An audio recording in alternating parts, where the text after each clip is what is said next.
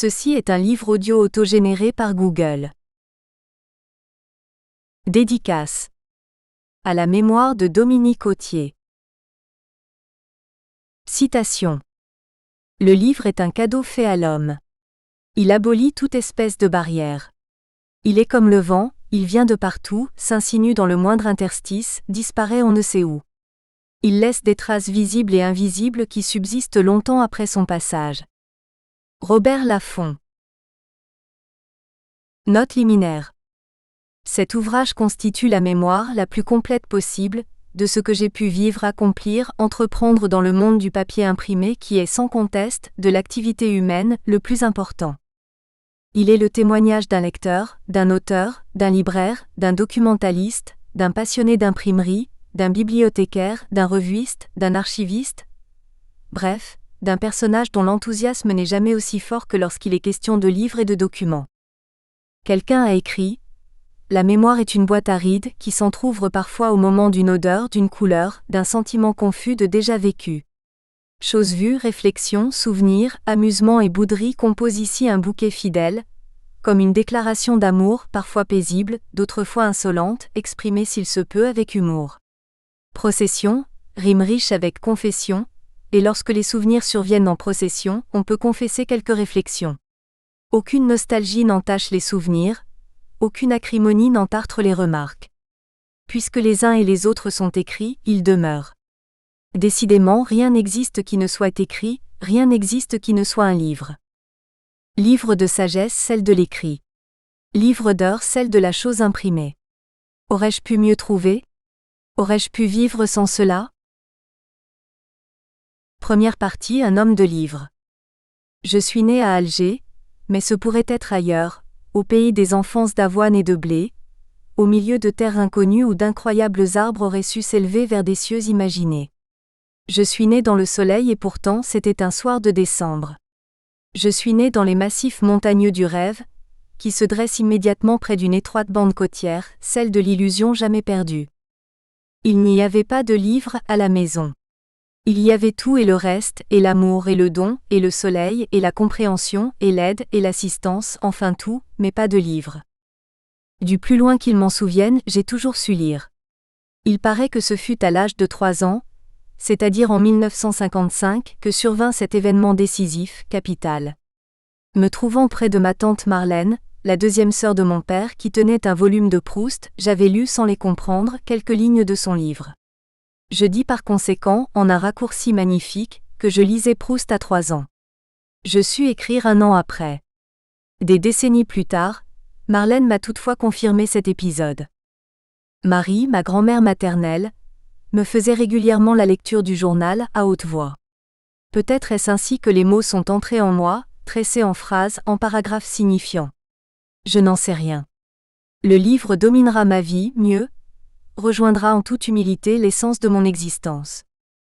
J'apprendrai longtemps plus tard, l'histoire est aujourd'hui connue, que durant l'occupation, le père de René Fallet, Paul Fallet, ayant été emprisonné au fort de Montluc pour avoir chanté l'Internationale dans les rues de Villeneuve-Saint-Georges, son tout jeune fils, alors inconnu, écrira à Pétain pour demander sa grâce.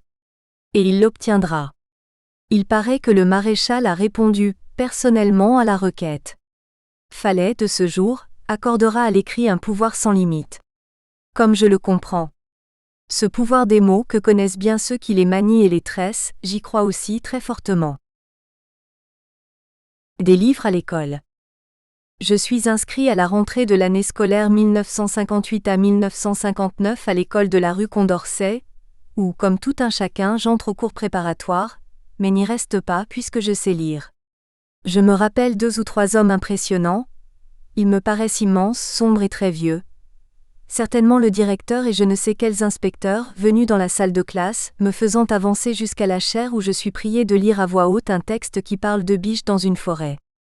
L'exercice dure peu de temps. Je suis amené presque immédiatement à l'étage supérieur, dans la classe de CE1 dont l'institutrice se nomme Madame Tordi-Geman.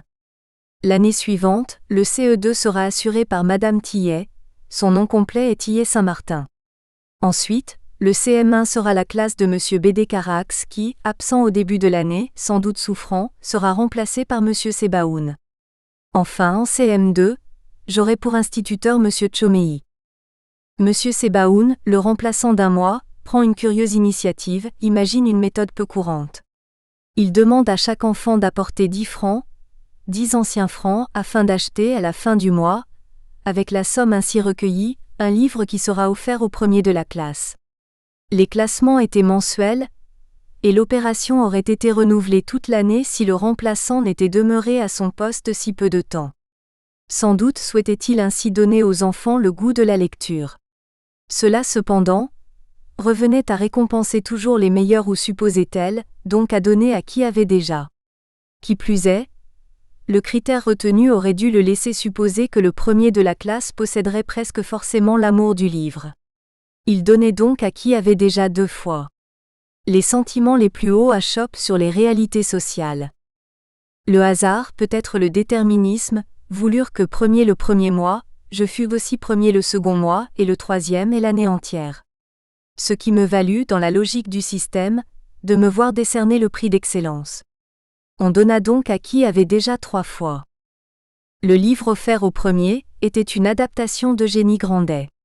Le prix d'excellence, une autre de Robinson Crusoe. J'y reviendrai. Le volume de Balzac est demeuré en arrière, quelque part dans mon passé. Le Defoe est toujours dans ma bibliothèque. Les autres livres de mon enfance sont restés de l'autre côté d'une mer ancienne. Je veux croire qu'ils y sont heureux. Je serai donc le récipiendaire d'Eugénie Grandet, dans la collection Rouge et Or. Or, j'avais été fasciné par un objet que possédait l'instituteur. Il s'agissait d'une lame de rasoir contenue dans un petit étui métallique, nanti d'une grosse vis de laiton permettant de ranger l'objet contondant à l'intérieur de l'étui. Ah, la magnifique chose! Et cette grosse vis qui donnait envie au fou de mécano que j'étais de la dévisser, immédiatement. À quelque temps de là, j'aperçois dans la vitrine d'une papeterie proche de l'école, le mirifique instrument en vente. Il y en a plusieurs, rangés bien serrés dans une boîte de carton, et les étuis métalliques sont de différentes couleurs. Sensationnel. Jamais vu. Cet ancêtre de ce que l'on nomme en mauvais français cutter puisqu'on ne sait plus dire coupeur, me paraît infiniment désirable. Si désirable que je prends je ne sais où les quelques centimes nécessaires à son achat, et m'en vais faire mon emplette clandestinement. Car bien sûr, il n'est pas question qu'un petit garçon possède un objet aussi dangereux. Mais à présent, que faire de cette lame interdite ? Ce doit être la première fois que je cache quelque chose dans un livre. La première fois aussi peut-être, que se manifeste en moi ce qui s'appelle l'association d'idées, chose dont je n'ai jamais entendu parler. Je cache donc la lame dans le livre offert par Monsieur Sebaoun. Forcément. L'enfance est adorable, elle autorise l'oubli. Mon désir assouvi, j'oublie le terrible objet dont je n'ai d'ailleurs pas l'usage entre les pages d'Eugénie Grandet. À quelque temps de là, jouant dans ma chambre, je m'entends appeler de la salle à manger où mon oncle Gaston et ma tante Simone, venus visiter mes parents, sont assis avec eux. Montre le livre que tu as reçu pour avoir été premier. Toujours obéissant, et pris dans mon rêve du moment, j'apporte à ma tante le roman adapté et m'en retourne dans mon domaine. Il ne s'écoula que quelques secondes avant que se fassent entendre des exclamations inquiètes. On avait naturellement découvert le corps du délit. Je suis de nouveau appelé dans la salle à manger, où l'on me presse de questions. Qu'est-ce que c'est que cette lame ? Je ne l'ai pas touchée, au moins ? Je ne me suis pas coupé ? Mais enfin, qu'est-ce qu'elle fait là ? Le ciel me tombe sur la tête, cette fichue lame de rasoir, j'en avais oublié jusqu'à l'existence. Je réponds que je ne sais pas. Et l'un des 4 adultes trouve la réponse, une réponse d'adulte pleine de raison. La raison sert souvent à maquiller l'invraisemblable. Si cette lame se trouve dans ce livre, c'est d'évidence qu'elle appartient à Monsieur Sebaoun qui l'a oubliée à l'intérieur. Il faut donc la lui rendre. Le souvenir, malheureusement, s'arrête là. Je ne sais pas ce qu'il est advenu de l'outil compromettant. Un homme délivré. C'est en 1959, ou à peu près à cette période que se produit une chose dont je ne m'explique guère l'exacte origine. Peut-être est-ce cela que l'on désigne habituellement par le mot « vocation ». Je commence à écrire des romans de 4 pages dont je dessine moi-même la couverture, avec cette obsessionnelle recherche du moyen de faire tenir ensemble les feuillets séparés. Ces feuillets, Je leur ai donné à grands coups de ciseaux malhabiles les dimensions moyennes d'un livre, et je ne suis pas sûr que les angles aient été parfaitement droits. Impossible angoisse technique de la reliure, du brochage. L'important est que si les pages ne tiennent pas ensemble, il n'y a pas de livre, uniquement des feuilles de papier découpées. Ma grand-mère y va de son aiguillet de fil et coud quelques-uns de mes chefs-d'œuvre. Ça y est, la liasse est autonome, soudée. Il y a livre. Je me revois parfaitement dans ma chambre, rue Christophe Cole. Je suis assis sur mon lit, je m'appuie sur une chaise et découpe des pages, dessine la titraille. Avant, après, il n'y a dans ma tête aucune image, mais demeure l'illumination du moment où le livre s'est mis à me faire de l'œil. Rapidement, je dirais que je veux devenir romancier. J'écris aussi des documents car je ne doute de rien. Comment réaliser un dessin animé, avec cet exemple, Mickey lève le bras, ou bien des fiches cow-boys dans lesquelles j'invente purement et simplement une ethnographie de l'Ouest, par exemple.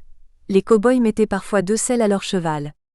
Quand ils trouvaient quelqu'un, blessé dans le désert, ils pouvaient le ramener. Avec naturellement, un croquis à l'appui. Un après-midi de 1960, rentrant du cinéma, en gamin qui, je l'ai dit, ne doute de rien, je veux tout bonnement raconter par écrit naturellement le très long film que je viens de voir et qui m'a fort impressionné, Alamo. À genoux, appuyé sur l'assise d'une chaise, bureau improvisé, je me mets à la tâche avant de renoncer au bas de la seconde page et je crois bien de m'endormir. Ma grand-mère qui m'adore comme seules peuvent adorer les grands-mères et la mienne en particulier, s'exclame, voyant ma production qui augmente. Oh ce petit. Il va faire comme Minou Drouet. Je n'ai pas fait comme Minou Drouet, mais j'ai eu l'occasion longtemps plus tard, en 1999, de parler avec elle au téléphone, à propos d'une reconstitution dans laquelle elle jouait un rôle. J'y reviendrai. Le livre correspondant a paru en 2005. Ma grand-mère n'était plus là. Chez mes parents, le placard recèle 2 registres, seul carnet qu'ait à ma connaissance tenu mon père. Son journal de bord lorsqu'il était marin, note prise vers 14-16 ans plus tard peut-être. Je ne sais pas ce qu'il contenait réellement. Il me l'avait montré mais j'étais petit et m'étais davantage attaché à son autre cahier où il recopiait des chants. Je ne sais même plus lesquels. Il avait été mousse dans la marine marchande, et son journal était celui d'un marin adolescent, durant la guerre et après.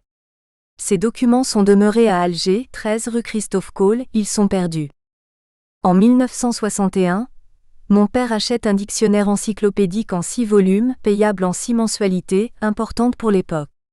On lui offre au moment de la commande, un Larousse de poche, dans la collection, le livre de poche encyclopédique. Sur la couverture d'un graphisme qui, dans sa désuétude, me ravit aujourd'hui, est précisé, 32 000 mots, et cela me frappe. Du haut de mes 9 ans, 32 000 mots me paraissent quelque chose de gigantesque, d'inimaginable. 32 000. Autant dire 100 millions. Je souris lorsque je revois cette couverture parmi mes autres précis, dictionnaire, grammaire. Je sais aujourd'hui que 32 000 mots, ce n'est pas beaucoup, au moins pour un dictionnaire.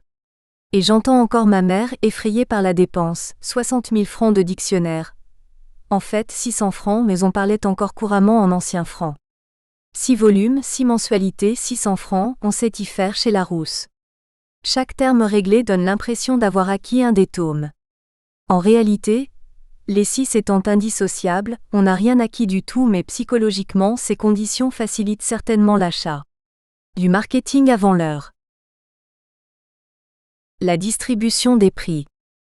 Le 24 juin 1961, les meilleurs élèves de chaque classe attendent, en rang dans la cour ou sous le préau, leur tour de monter sur l'estrade, où plusieurs instituteurs et institutrices, ainsi que le directeur ou la directrice, le maire aussi quelquefois, se tiennent derrière de longues tables où s'empilent des livres de tout format, de toutes couleurs. Le directeur annonce aux parents, assis face à l'estrade et venu en grand nombre, le nom, le prénom et la classe de l'enfant à qui il remet des livres. Les parents applaudissent souvent. Ces livres, ce sont les prix que les élèves méritent par leur travail tout au long de l'année scolaire. Il y a le prix d'excellence, le prix d'honneur, le prix de camaraderie et d'autres, dont j'oublie les noms. Les élèves attendent donc en rang, le prix d'excellence en tête. Je devais obtenir ce prix et j'attends donc le tour de ma classe pour monter le premier sur l'estrade. Et puis, un de mes camarades me bouscule pour passer devant moi en disant « C'est moi le prix d'excellence ». Je n'ose rien dire. Au bout d'un moment, l'instituteur s'aperçoit de la chose et vient me faire reprendre ma place en grondant l'usurpateur. Quand vient mon tour, je me retrouve minuscule, près du directeur, face à cette foule de parents dans laquelle j'ai bien du mal à distinguer mon père et ma mère. Le directeur prononce quelques mots sur moi, sur mon travail, je n'en ai plus mémoire.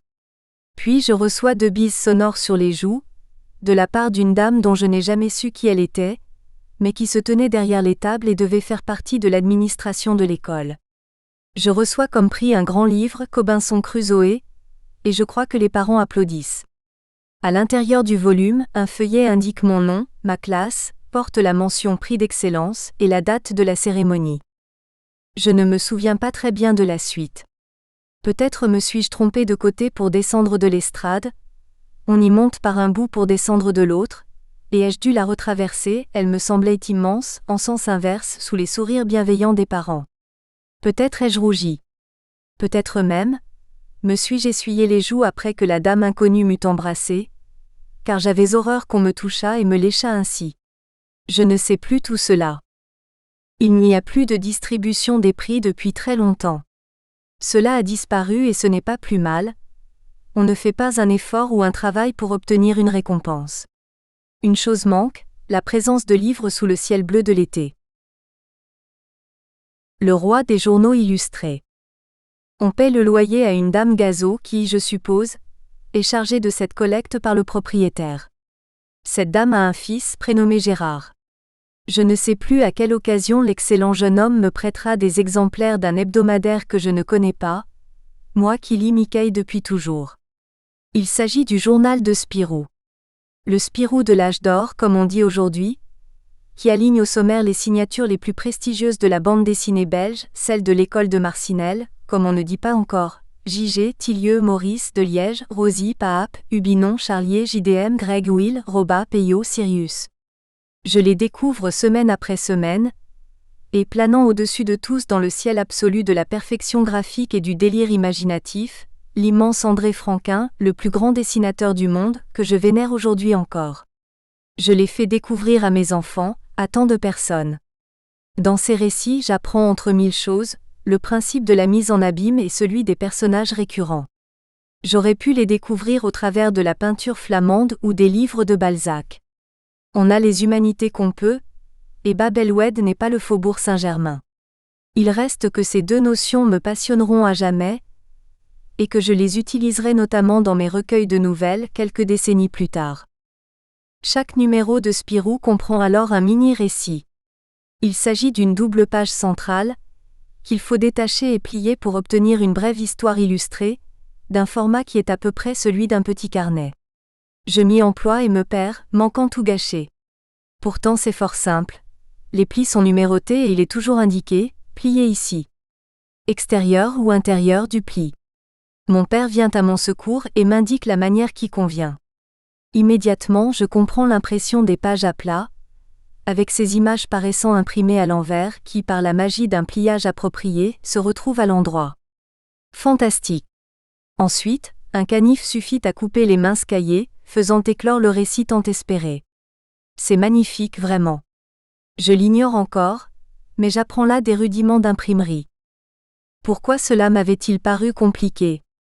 L'évidence pourtant de la manipulation requise ne souffrait aucun raté.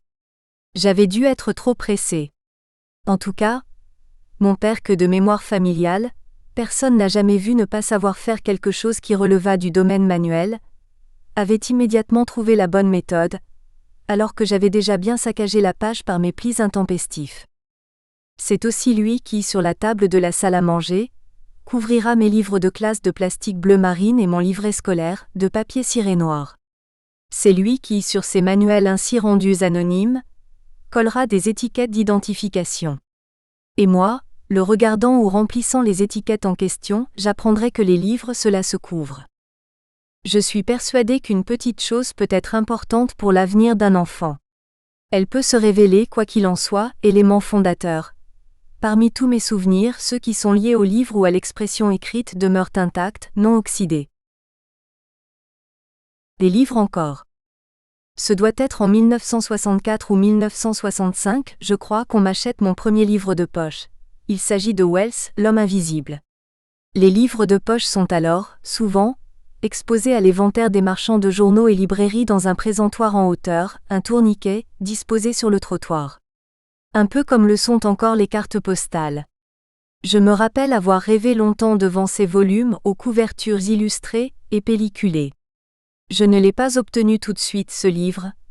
Je me rappelle avoir dû insister, et me demande bien pourquoi, puisque mes parents ne m'ont jamais rien refusé qui fût dans leurs moyens. Curieux. Ce Wells sera le premier, bientôt suivi de Conan Doyle, une étude en rouge suivie de Le Signe des Quatre, un volume double, qui me fera découvrir Sherlock Holmes. Je lirai de nombreux livres de Conan Doyle, tremblerai devant le terrible Moriarty. Je dévorerai également les aventures de Bob Moran, rédigées par Henry Verne, parues dans la collection Marabout Junior, et parmi elles, ferai mon régal de celles où entre en scène le sinistre personnage de l'Ombre Jaune, son ennemi, un génie maléfique. Je me rappelle avoir été frappé par le fait que les poings de l'ami de Bob Moran, Bill Ballantine, étaient gros comme des têtes d'enfants. Ce seront ensuite différentes aventures d'Arsène Lupin, mais pas toutes. Arsène Lupin, gentleman cambrioleur, Arsène Lupin contre Sherlock Holmes, 813, l'aiguille creuse.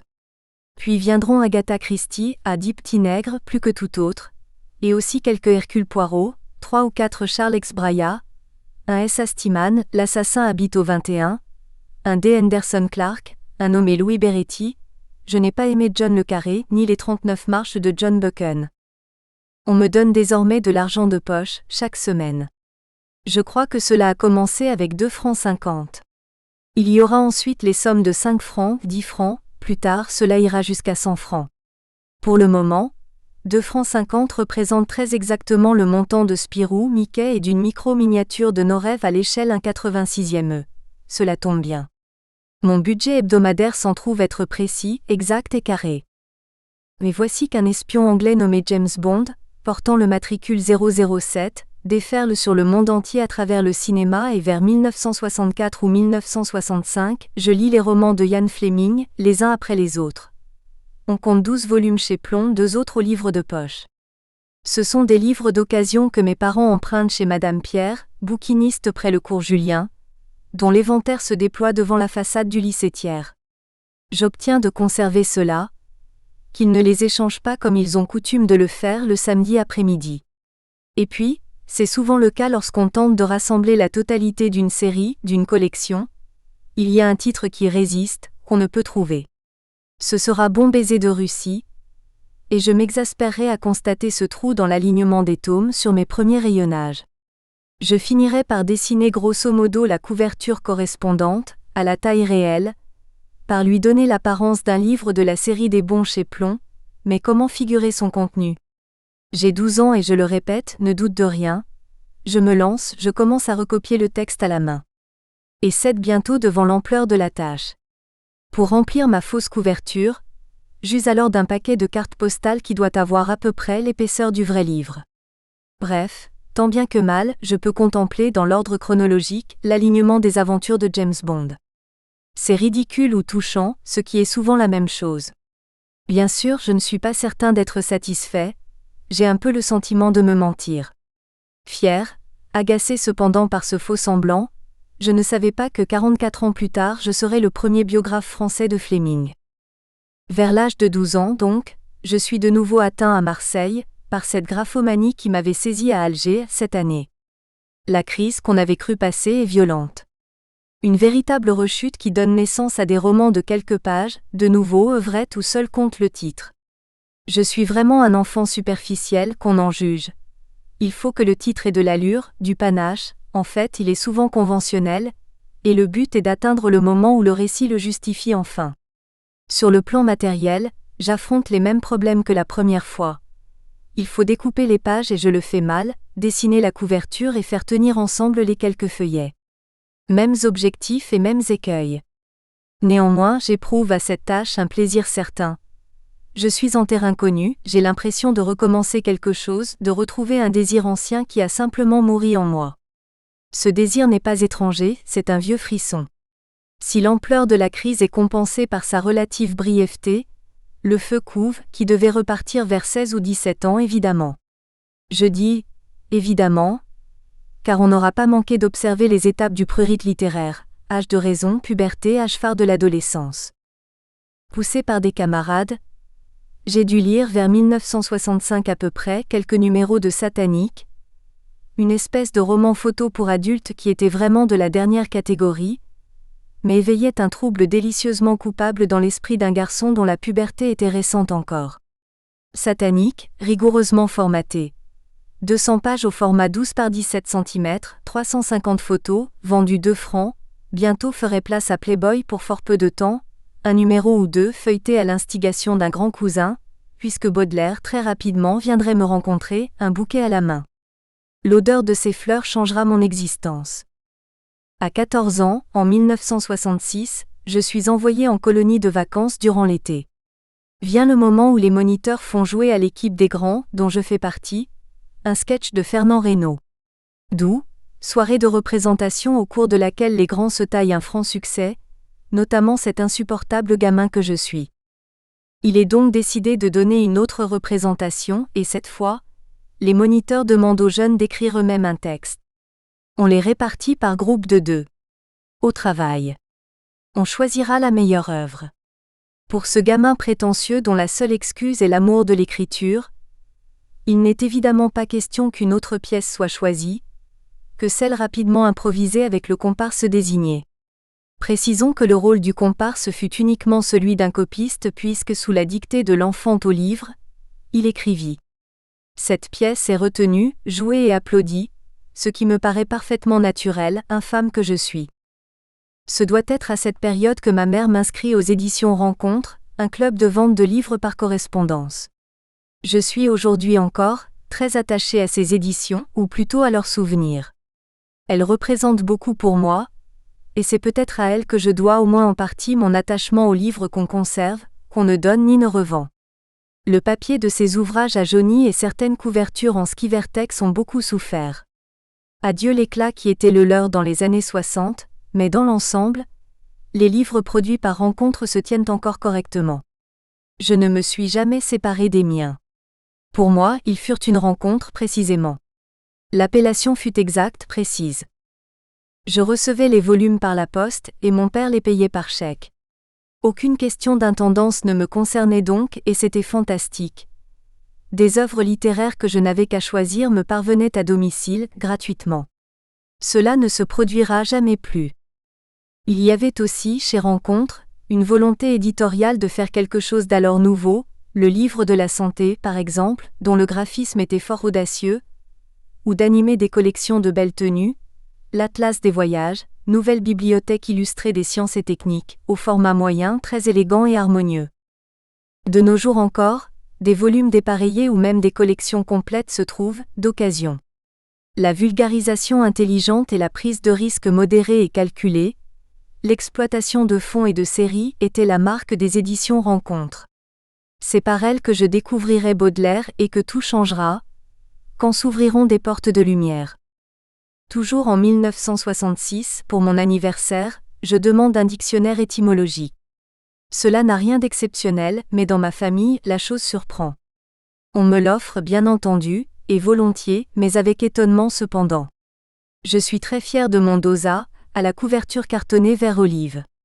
Si le cartonnage a pâli, l'ouvrage est toujours là. Lors des vacances de Pâques de l'année 1967, je pars au ski pour la 2e fois, mais il n'y a pas de neige. J'apprends à jouer au poker, c'est toujours ça de prix. Je n'irai jamais plus skier. Un camarade me prête alors un livre, le récit d'un déporté qui m'impressionne beaucoup.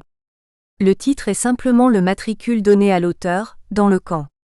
Chaque fois que je revois un exemplaire de ce livre, je repense à la forte impression causée par sa lecture.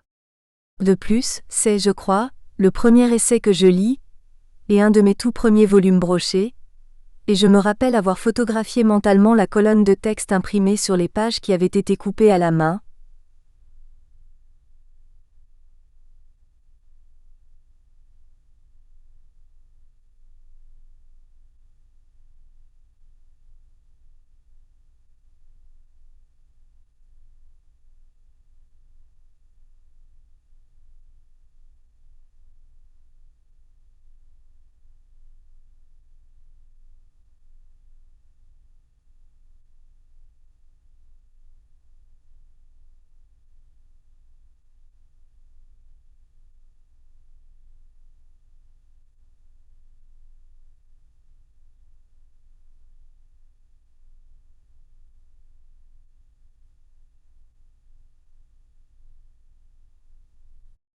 Intuitivement, je comprends qu'il ne s'agit pas d'un livre de ces collections populaires dont, enfant, je copiais les couvertures pour en habiller mes premiers romans, que si le texte est disposé ainsi et pas autrement, il doit y avoir une bonne raison à cela. Je vois bien qu'il y a autre chose dans ces pages, une volonté dont j'ignore le nom, mais qui, à l'évidence, a pour objectif de mettre en forme une pensée et par conséquent, de lui conférer une force qui augmentera son sens premier. Partir au ski et apprendre l'imprimerie est original. Dans un coin de ma tête, ces impressions se rangent à côté de celles liées au pliage des mini-récits parus dans Spirou. Cette découverte essentielle, on n'imprime pas n'importe quoi n'importe comment, je ne pourrai pas immédiatement en cueillir les fruits, mais elle demeurera inscrite quelque part en moi, dans un lieu de certitude dont elle ne sortira plus. Cette certitude me fera regarder désormais une page de livre ou de journal en sachant la lire, c'est-à-dire comprendre davantage de choses que ce que me dit le texte lui-même et pourquoi pas, saisir l'intention sous-jacente, voire subliminale dans le cas des journaux de propagande, de l'auteur ou du responsable de la publication. Lorsque j'ai découvert Baudelaire et quelques autres, j'ai dû vendre les romans policiers ou d'aventure que j'avais lus jusque-là. Pas seulement des policiers d'ailleurs. Conan Doyle ou Maurice Leblanc constituent tout de même un domaine bien supérieur à celui du simple polar. Toutefois, je ne sais pas ou plus ce que sont devenus mes volumes de la Bibliothèque verte. Si les premiers furent abandonnés à Alger, j'en eus d'autres ensuite. Ils ont dû être donnés à un de mes cousins.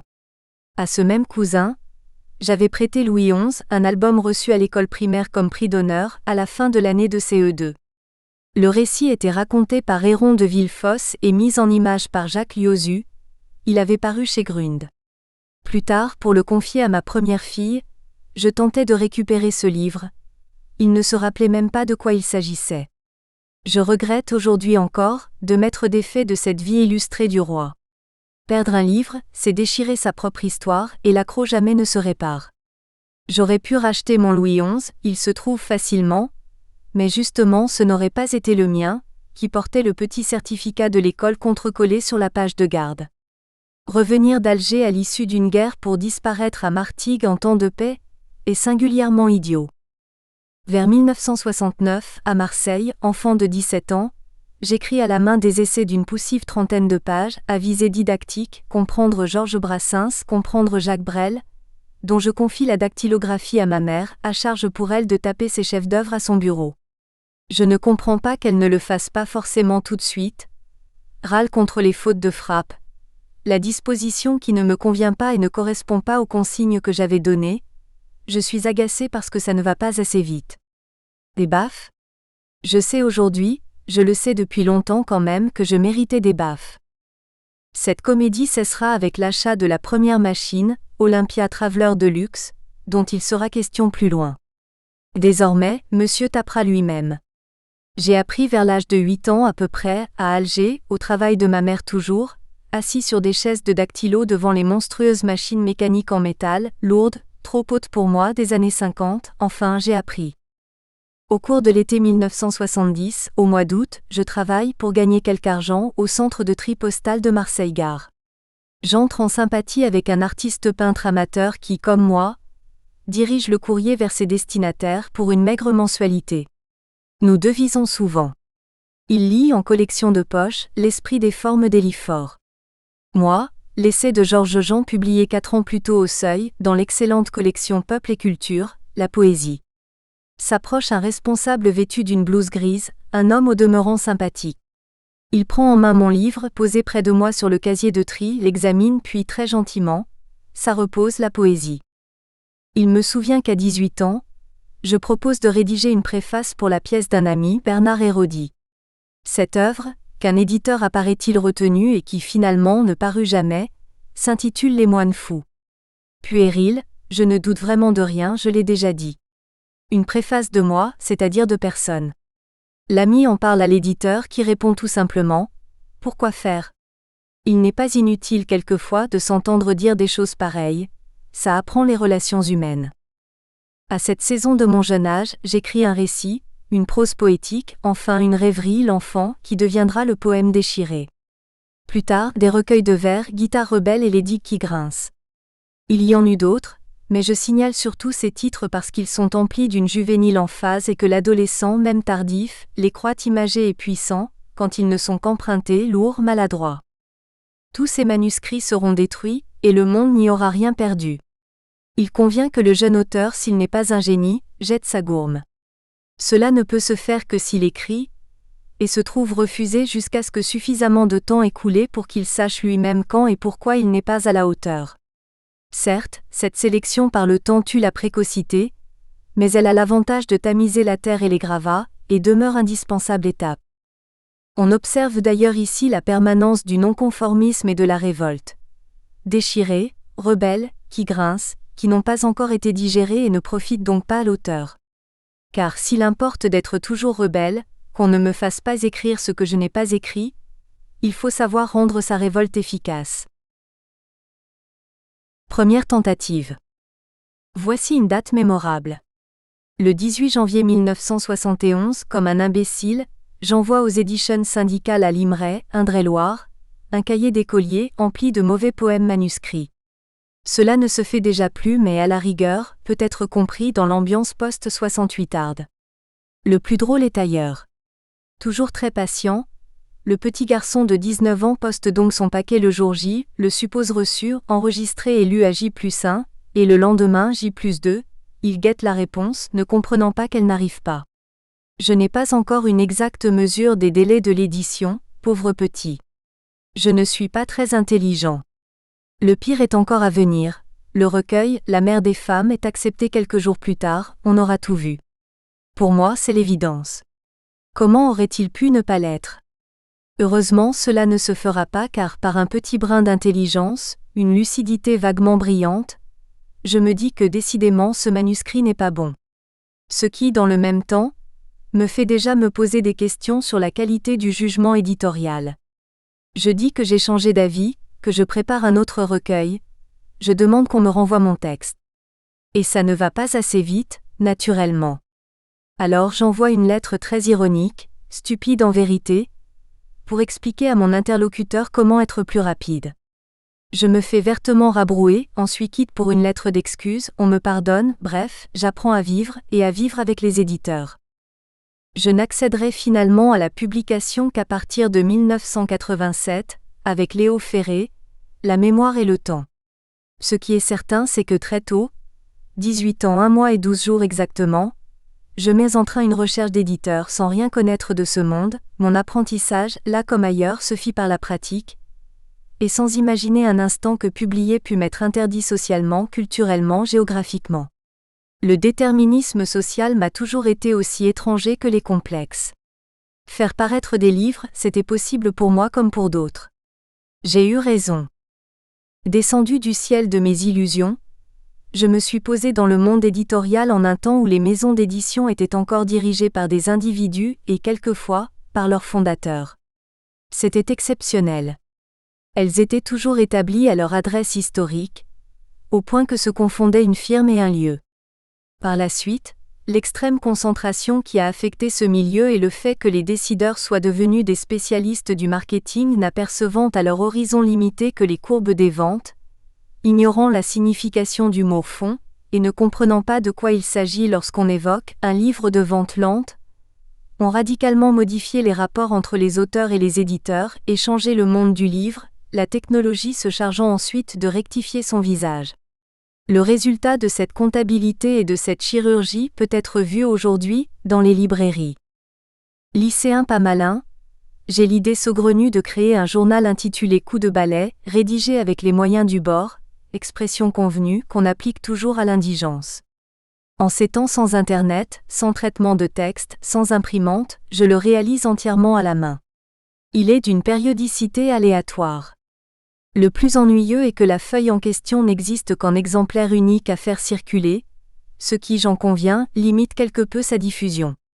C'était en 1971, soit hier matin. Les photocopies sont rarissimes et chères, elles se font sur papier thermique. Pour chaque feuille, il faut passer par un papier spécial, généralement de couleur rose, qui tient lieu de négatif. Plusieurs minutes pour une page. Je demande des articles à quelques camarades, qui ont la grande bonté de se livrer à l'exercice, uniquement pour me complaire. L'un d'entre eux trouve même cette incroyable devise, du vent au contrevent une rumeur, la muse. De cette feuille dont je n'ai rien conservé, me reviennent fort peu de choses, mais une surtout. Une rubrique s'intitule « Les propos du forçat ». Elle se veut pamphlétaire, décisive certainement. Je ne doute de rien, l'avais-je dit.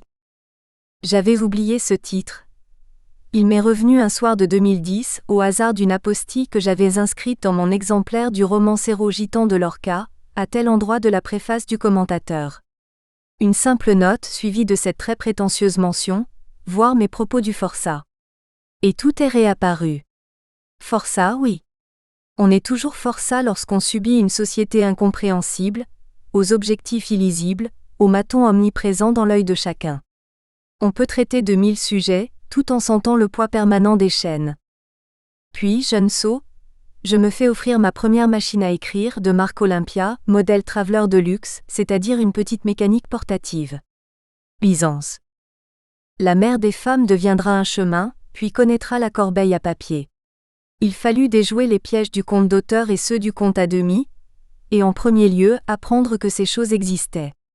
Jamais, au grand jamais, je n'ai déboursé un centime pour être publié, mais j'ai dû tout apprendre et je l'ai fait tout seul. Quand j'obtins mon premier rendez-vous éditorial, bien longtemps plus tard, en 1986, ce fut comme si j'avais décroché la lune, mais il n'en sortit rien. Le projet n'aboutit pas. Les suivants portèrent parfois leurs fruits, parfois non. Beaucoup me furent refusés. Ce type d'entretien, extrêmement difficile à obtenir, n'est gage de rien.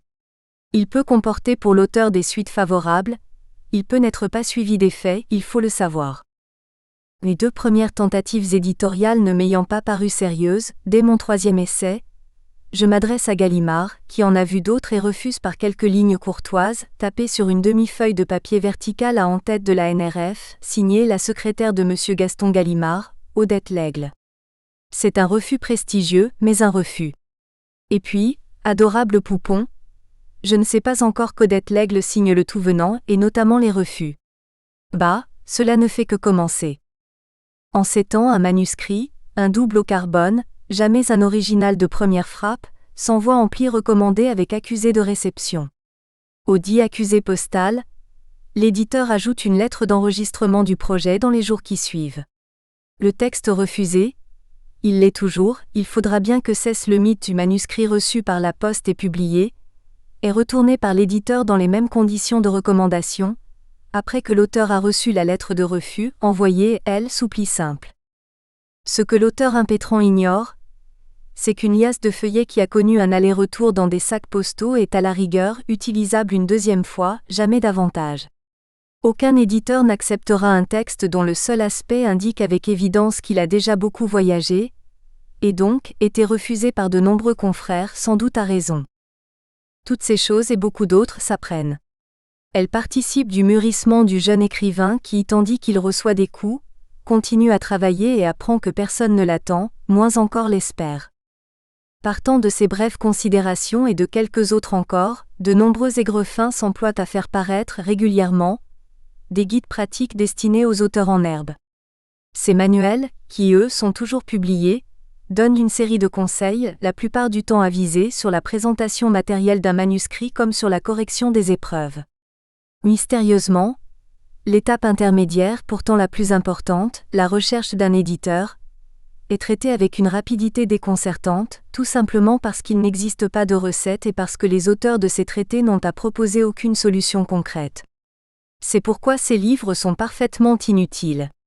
Tout au plus révèlent-ils le cynisme absolu de leurs éditeurs, qui acceptent de les rendre présents en librairie parce qu'ils savent que chaque fois, des débutants un brin naïfs les achèteront, le rêve au cœur. Ces nouveaux auteurs seront chaque fois déçus mais ils auront acheté les manuels en question, et c'est tout ce qui compte. Il n'y a pas d'autre raison à la parution de ces ouvrages, dont on observe qu'ils sont la plupart du temps signés par des personnes rigoureusement inconnues, n'ayant elles-mêmes rien publié d'autre et dont on n'entendra jamais plus parler par la suite. Mais je n'en suis pas là. Je ne sais pas encore heureusement qu'existent ces guides, et me débrouille seul. Ce qui est tout de même extraordinaire, c'est que jamais je ne me suis à l'époque posé de questions sur la qualité de ce que je pouvais donner à lire. Oh, je ne perdais rien pour attendre parce qu'à présent je ne cesse de m'en poser. Mais enfin jeune, tout me paraît aller de soi. On a rarement vu plus absurde inconscience. D'où ma grande gêne lorsque je m'aperçois plus tard de la naïveté contenue dans ces kilogrammes de papier que j'ai pu noircir et pire encore, proposer. En 1972, Gallimard, qui n'a pas renouvelé ses accords avec Hachette, reprend les titres de son fonds pour créer la collection Folio. Le catalogue du livre de poche historique se retrouve très amaigri, privé d'une grande partie de sa substance. Les nouveaux volumes sont un peu plus grands en hauteur et surtout plus chers. Il ne faut pas accorder entièrement foi à l'opinion courante, sinon la légende, voulant que Folio ait connu un succès immédiat. Les jeunes d'alors, ceux au moins de mon milieu, vivent très mal l'apparition de cette nouvelle collection, bien plus onéreuse pour eux, d'autant que, parallèlement, le livre de poche devra bientôt augmenter ses prix par une totale refonte du principe, qui prévalait jusque-là, des volumes simples, doubles ou triples, et l'introduction d'un système d'étoiles qui n'a plus de réalité bibliographique et ne constitue plus qu'un code tarifaire. Je me rappelle un camarade gauchiste, arguant qu'il fallait boycotter Folio. Ainsi un trotskiste plaidait pour Hachette, ce qui était piquant. Autour de moi, tout le monde était furieux. Ces livres nouvellement apparus, nous les trouvions laids qui plus est. Pourtant, Robert Massin qui créa les couvertures n'était pas le premier venu, et c'était lui aussi qui avait imaginé le visage de la collection Poésie Gallimard, unanimement appréciée bien que coûteuse. Au vrai, c'était une question d'habitude du regard et rien d'autre. Et puis, Folio fera son chemin. C'est à peu près à cette époque que le livre de poche s'ouvrira à des titres plus commerciaux et réduira progressivement son délai d'ouverture aux nouveautés. Il fallait 2 ans pour qu'un livre parût en poche, quand il accédait à ce format, et peu à peu on parviendra à 6 mois seulement. Il fallait compenser la ponction faite par Gallimard dans le catalogue, boucher le trou immense. Comme toujours dans notre système, le trou fut bouché économiquement plutôt que culturellement. En 1973, ma mère se rend chez sa coiffeuse qui, au motif que j'aime les livres, lui dit « Si votre fils aime lire, donnez-lui ça ». Ma mère rapporte à la maison le volume offert et me le donne. Je reçois ainsi ma première Bible. Depuis quelque temps déjà, je suis sortie du lycée, si bien qu'avant de poursuivre mon propos, un regard rétrospectif à présent s'impose. Les professeurs de lettres. Mes professeurs de français et moi, cela constitue une longue histoire. Les professeurs de lettres ont leur place ici, qui tour à tour entérinèrent mon goût de la chose écrite et imprimée, et me permirent de tester précocement ma modeste plume. On ne s'étonnera pas si plusieurs ombres traînent dans mon passé. Voici quelques éclairs de souvenance. Ce sont des échantillons déployés dans un nuancier de la pédagogie. J'ai un souvenir curieux de la classe de 6e, au lycée Marcel Pagnol. Le professeur de français et de latin, Madame Duvaux, m'interroge au tableau. « Jacques, vous êtes très fort, vous êtes peut-être le plus fort en orthographe de toute la classe, mais en grammaire vous êtes nul. À votre place. » C'est étonnant car je ne me rappelle pas avoir jamais eu de défaillance en grammaire, et ne puis m'expliquer comment on peut savoir l'orthographe sans posséder un minimum de connaissances grammaticales. L'orthographe instinctive n'existe pas et la reproduction pure et simple, par photographie mentale de textes imprimés, ne suffit pas. Au vrai, je pense qu'il s'agissait ce jour-là d'analyse logique. Précisément, j'avais à peine effleuré ce domaine avant l'interruption de mon CM2 à Alger, et ceci explique certainement cela. Les manques divers ne faisaient que commencer. En 5e, je dois changer de lycée en cours d'année. Aucun souvenir ne m'est resté du professeur que j'eus au premier trimestre, à Marcel Pagnol. Mais au lycée Saint-Charles où j'achève donc ma 5e, Gabriel Castellari me confie la responsabilité du cahier de texte de la classe. Je dois aller le chercher, le ramener, le tenir à jour. J'ai 11 ans et je m'acquitte consciencieusement de cette tâche. Cela me vaudra un salut public à haute voix. Il est bien tenu ce cahier de texte. Il n'y a aucune faute d'orthographe. Vraiment, j'ai bien choisi. Un peu plus tard, en prévision du passage en 4e, elle me dira « Vous devriez faire grec, vous, Layani. Ça vous irait bien. » Je n'en ferai rien, fort heureusement. Mes résultats de latin déjà sont bien mauvais, ils iront empirant jusqu'en fin de 3e. S'il avait fallu ajouter le grec. De fait, je devrais prendre des cours de latin.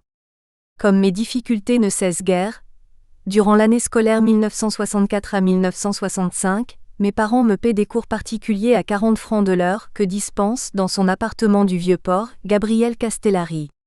Elle les propose elle-même à ma mère, et justifie ses tarifs en arguant de son agrégation. Chez elle, elle m'installe à une table, face au mur. À droite, une grande fenêtre. On va faire comme si nous étions en classe, m'assure-t-elle.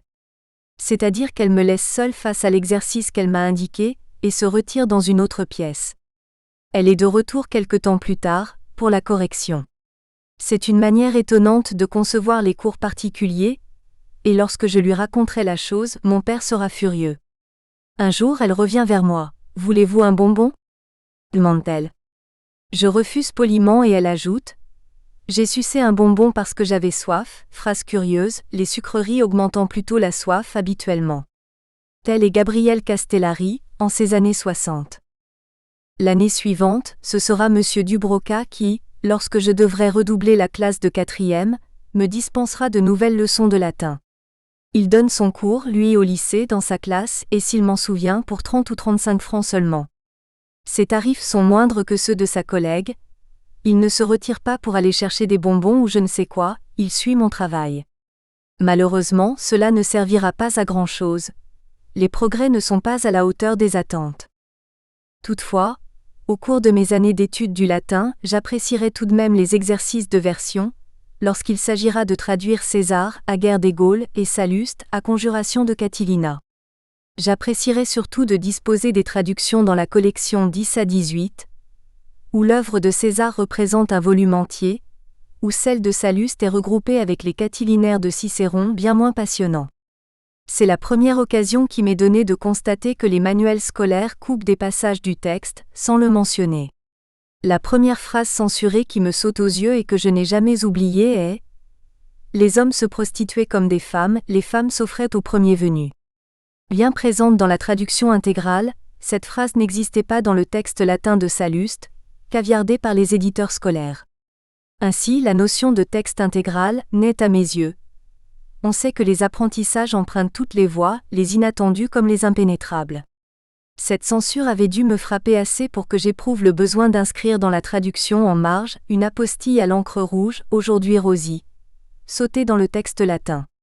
Il faut comprendre, dans le texte du manuel de latin. En changeant une nouvelle fois de lycée au cours de ma 4e de redoublement, je deviens à Victor Hugo l'élève d'un nouveau professeur. J'évoquerai plus loin Henri Hérault qui, à un autre titre, a droit dans cet ouvrage à un petit développement, lequel s'inscrira mieux dans mon propos le moment venu. En classe de 3e, le professeur est M. Fraissinet. Il fume en classe comme cela se fait alors et le sol, autour de la chaire, est jonché de cigarettes éteintes. Quand il tire sur son tison, ses oreilles très mobiles remontent. Il a un profil d'épervier, ses cheveux sont coupés en une brosse courte. Il est plutôt affable. Avec lui, j'obtiens mes dernières notes en latin, elles sont merveilleuses, remarquables, 3 en version, pour ne pas mettre 0 précise-t-il, et 0,5 en thème, pour ne pas mettre -10. Hugo, mon professeur de lettres de seconde, ne m'a pas marqué. Je ne sais pourquoi, je n'ai aucun souvenir de son enseignement. Il n'était pas pire qu'un autre, plutôt sympathique même. J'aurais aimé faire vivre son souvenir mais rien, vraiment rien ne me revient. Si mentalement je le revois dans sa salle de classe, avec sa chevelure châtain clair, il s'agit hélas d'une ombre muette. Le front haut et l'air peu amène, son gros cartable à la main, Jean-Pierre Tennevin ne m'appréciait guère et c'est peu dire je le lui rendais bien. À la fin du 3e trimestre de première, il se fend d'un 11, accompagné de cette appréciation, à réaliser des progrès. Tennevin avait dit au père de mon camarade Christian Santoni, « Il faut envisager la filière professionnelle. Je le verrai bien maçon. » Quelques années plus tard, Tennevin rencontre Christian. « Tiens Santoni, alors que faites-vous » Réponse de Christian. « Je termine ma maîtrise de lettres modernes. » Christian est devenu professeur de français. Voilà ce qu'était Tennevin, ce que sans doute il est encore, un prétentieux hautain méprisant. Pas seulement envers moi, les faits le montrent. De moi, Tennevin sans doute ne voulait rien faire du tout. Et voilà que ma bibliographie est aujourd'hui plus importante que la sienne. Voici les titres de quelques-uns de ses livres. François Michel de Salon de Provence, le maréchal Ferrand reçu par Louis XIV, une étude historique, essai sur le style de la langue provençale, Lou Bruns et Lit Avant, ou bien dernière cartouche parue à compte d'auteur, La pensée universelle. Je conserve de son enseignement le souvenir d'un ennui profond, et de l'extrême platitude du propos professoral.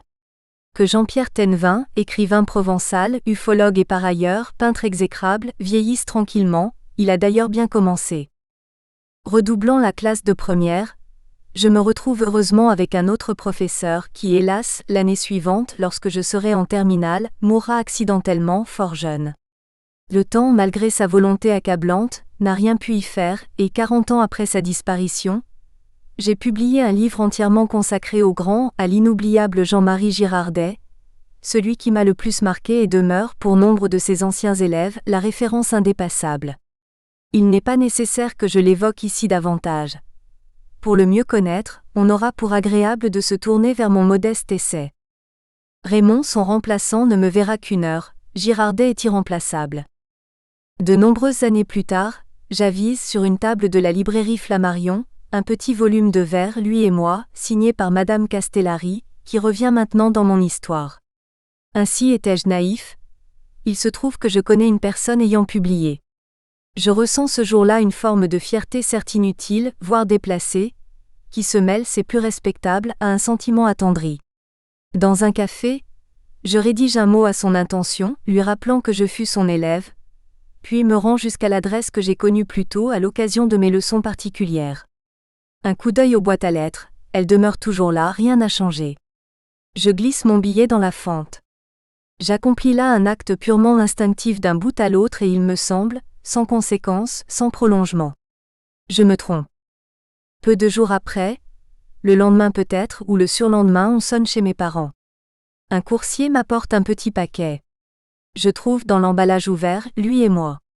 Le livre, des vers de salon de thé ayant reçu, comme il est précisé dans l'ouvrage, une médaille en chocolat, le prix d'excellence du poème classique d'amour, au championnat artistique de la Guyane française, journal officiel du 10 décembre 1969, numéro 1694, est dédicacé, accompagné d'une carte de visite gravée.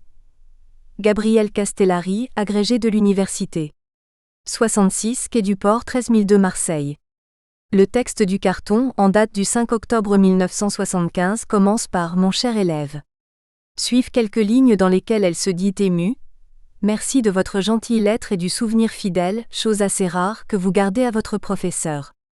Je pense que vous parlez de mon dernier recueil de poèmes, car j'en ai publié 4, Lui et moi. Elle me demande ensuite. Avez-vous en main mon grand ouvrage, La belle histoire de Marseille de l'Antiquité à nos jours, qui a obtenu la lourde médaille de vermeil de la ville de Marseille et le prix Bellet littéraire de la Société des gens de lettres de Paris? Ah non, madame, non. Je trouve cette interrogation étonnante, elle me paraît hors sujet sinon racoleuse. Le texte continue ainsi. Publié en 1968, il est presque épuisé. Si vous le voulez, ce livre lisible pour cycle les petits et les grands, faites-moi signe. Et le couperet tombe. Au moment de sa signature, l'éminente vieille dame écrit « Encore merci, cher élève. Lui et moi valent 15 francs et 1 franc de frais d'envoi. » Consternation. Je n'avais rien demandé, je voulais uniquement, par mon message, la saluer. En retour, elle me fait tenir son ouvrage, soit. Mais elle ne me l'offre pas avec ses compliments. Non. Il faut en régler le montant et rembourser jusqu'au franc qu'elle avait dû verser au coursier, minable somme consignée comme frais d'envoi. Mon père règle le tout par mandat, ce qui implique des frais et porte le total à 19 francs. Son histoire de Marseille, Gabriel Castellari l'avait publiée à la librairie Péferrand en 1945, puis rééditée en 1968 sur les presses de l'école technique Don Bosco sous le titre La belle histoire de Marseille. Elle était l'auteur d'autres livres, Rêves de cristal, ensemble de poèmes, et Gisèle et la vie, roman autobiographique. Elle avait également donné Ciel, mer, amour, des poèmes. Un peu de poudre sur le nez, un autre roman, Hymne à la vie, des poèmes encore. À ses œuvres s'ajoutaient ses autres travaux d'érudite locale, Petite histoire de Provence illustrée et l'histoire de France à travers les rues de Marseille. On le voit, mes professeurs de lettres n'ont décidément, et malheureusement, rien publié de très conséquent. Je le regrette, au fond eux surtout devraient le regretter, et mis à part Tenvin, je conserve d'eux un bon souvenir. Les professeurs de lettres ont toutefois un grand tort. Ce sont souvent eux qui, à force de leur octroyer de bonnes notes et de flatteuses appréciations, poussent quelques élèves, de ceux que l'on qualifie simplement au départ de bons en français, à prendre la plume et à faire ainsi le malheur des éditeurs, ces gens dont on connaît pourtant l'altruisme et l'incontestable générosité. Des femmes et des livres. Est-il utile de préciser qu'au moment des émois incertains bien qu'attentifs, je me rappelle m'être laissé aller à chanter les belles qui m'honoraient de leurs très provisoires sentiments? Et voilà, mise en forme sur l'Olympia, que naissent les recueils de poèmes pour l'une, pour l'autre encore. Crétin, je ne cesse qu'à 32 ans de poémère mes compagnes. Décidément, comme attardé, on ne fait guère mieux. Il me souvient que je m'ingénie à faire écrire les autres parce que pour moi, il n'y a de salut que dans la chose écrite. Telle jeune compagne ainsi a dû rédiger une chronique, ma nuit. Elle me remet chaque fois ses notes manuscrites et je les tape sur la vaillante Olympia, toujours la même, avec une feuille de... Nous espérons que vous avez apprécié cet aperçu. Pour continuer à écouter ce livre audio sur Google Play Livres, utilisez le lien dans la description de la vidéo.